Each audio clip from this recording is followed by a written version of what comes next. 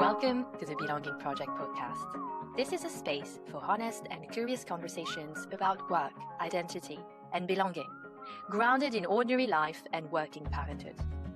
Here we talk about career transitions, leadership, confidence, and the quieter questions that surface when life gets fuller and work still matters.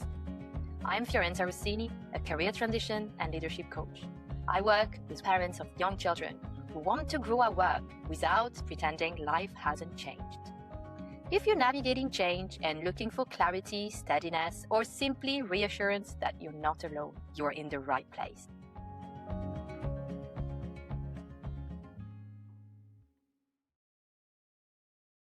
Welcome back to the Belonging Project podcast. Today, we are diving into a topic that resonates with many of us. And the topic is the mental load, or more specifically, managing the mental load and setting boundaries as working moms. It's a topic that has come up in my previous episode with Sam Kennedy Christian from the Float Space, the founder of Float Space. And I wanted to come back to it because it generated some further conversations, and it is a topic that comes up a lot in my life as a working mom, and also that comes up all the time in my coaching conversation with clients that are working moms. So if you ever felt overwhelmed by juggling home life, children, and a career, please know that you are not alone. In fact, studies show that women spend an average of 4.5 hours per day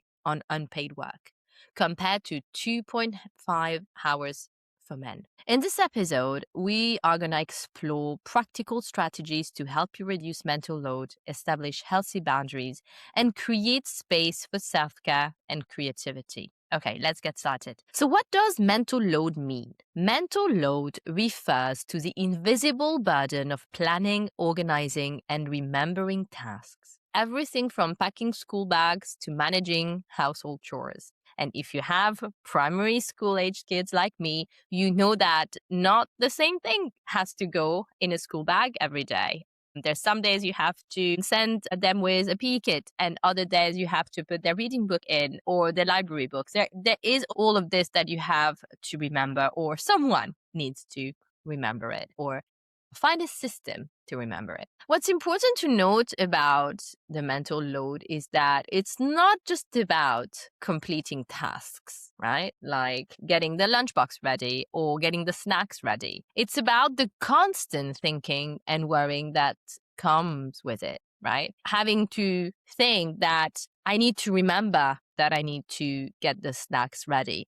I have to remember that I have to pay for breakfast clubs, right? All of this is part of the mental load. Research from the Fair Play Policy Institute highlights that holding too much of mental load impacts mental health, leading to stress and burnout. And when a significant portion of planning and organizing falls on one person, often moms, it can negatively influence confidence and well-being.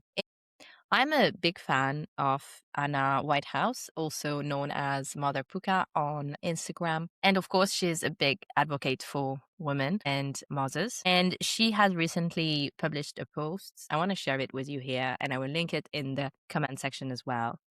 So Anna says, why the hell wasn't I told this? Neuroscientists at UCL say that there is no mentally harder job than being a mother. It's not a hunch. A mother's brain makes over 1,000 micro decisions daily. There is no job in the world harder on the human brain. Not a surgeon, not a politician, not a lawyer. Mothering is the only job where the brain never clocks out, even when asleep. Think of it like a system that never switches off, with tabs open and apps running all at once.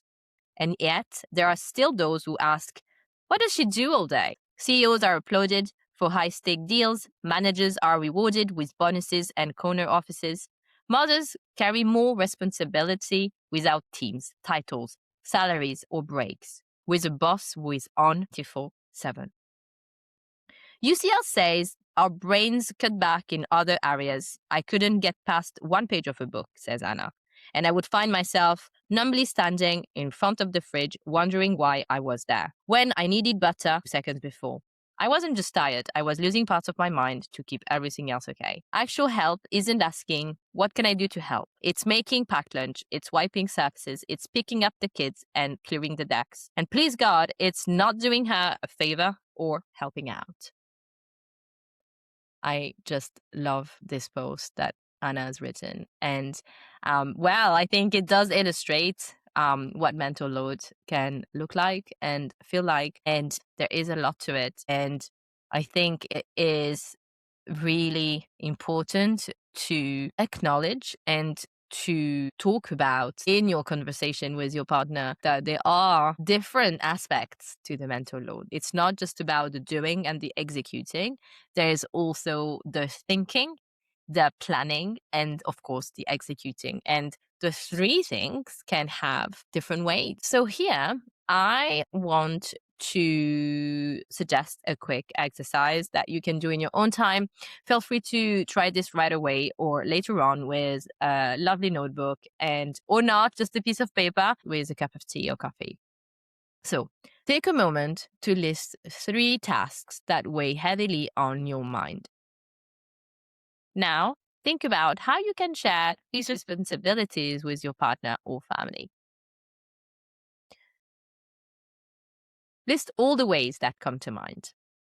This simple reflection can indeed be the first step towards lightening your mental load. And after this episode, I encourage you to have a conversation with your partner about how you can better share household responsibilities.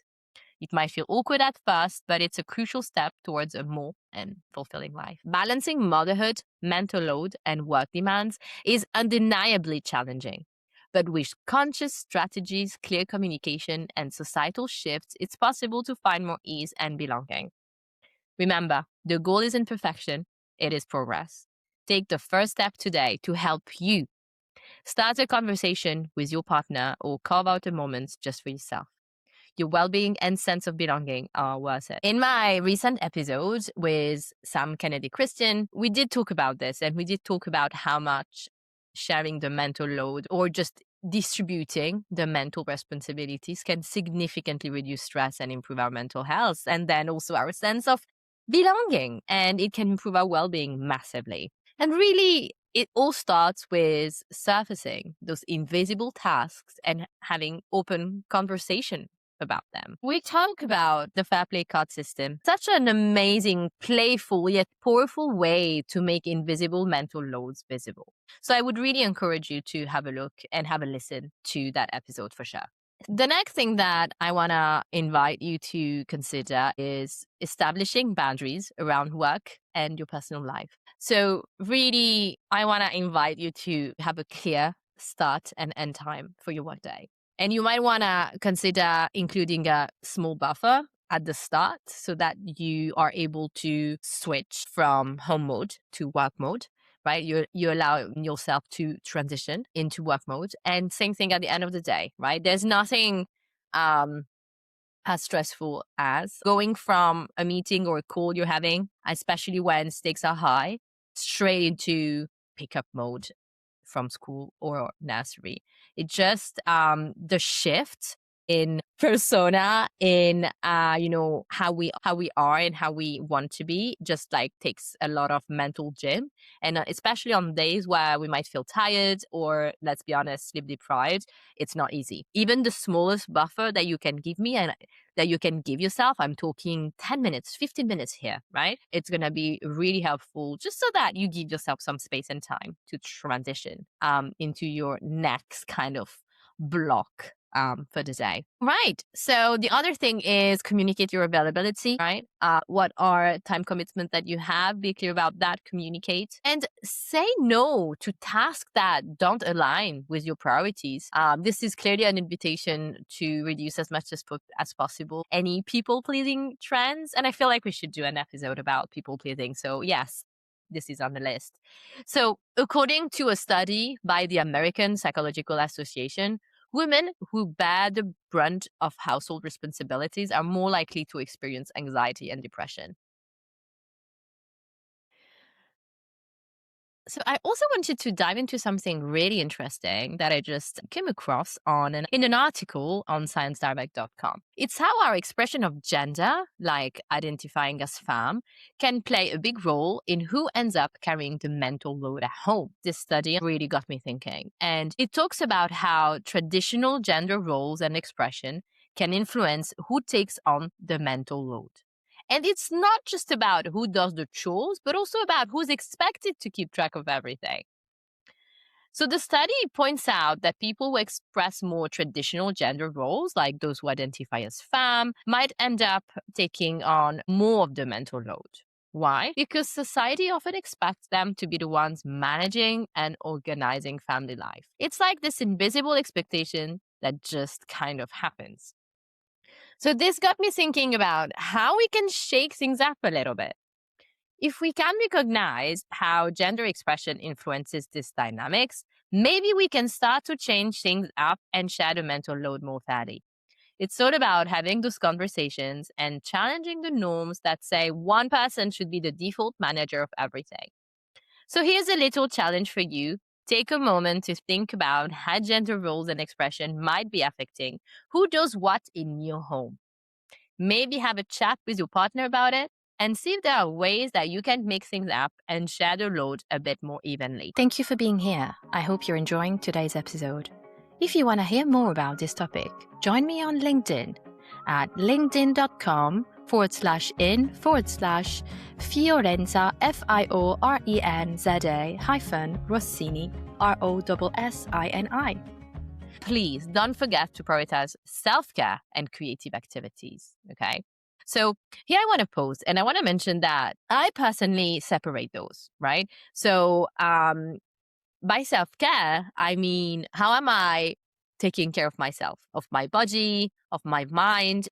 And for me, this is, making sure that whatever is in our fridge is nutritious enough. It's not just all beige, of course, what we're eating. So that's very important. And that's a way of looking after myself. And also, working out, adding some physical activities, whether that's yoga, Pilates, whatever that is for you and that works for you. But making sure that I plan for this is very important for me. And that is part of my self-care. And also, it really boosts my mental health. On the other side, I also like to take some time for me. And that's where I like to engage in some creative activities. My big hobby, as some of you may know, is sewing. And that is really a hobby that I very much enjoy. I like the planning. I like everything about it, all the steps. Having, a finished project is something that I very much enjoy. And when I am in that creative space, there's just a flow about it, which actually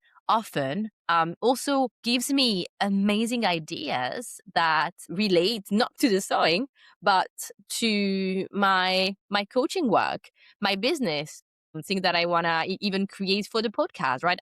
I will get some ideas when I'm in my creative flow or after I've been in my creative flow. Now, that's probably for me personally the hardest when it comes to boundary, because when do I have the time to do or to engage in such creative activities is at the weekend. And often it's a trade-off. It's a trade-off between spending time with my partner, who is very much working in the office every day. So it's a trade-off between spending time with the family, my partner and kids, and then engaging in my creative activities where it's kind of, filling up my cup, my creative cup.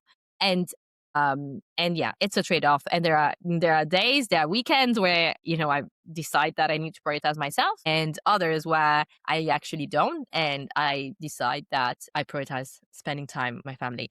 So there's no right or wrong answer, but please keep it on your radar. Make sure that you do have some creative activities that you can engage in.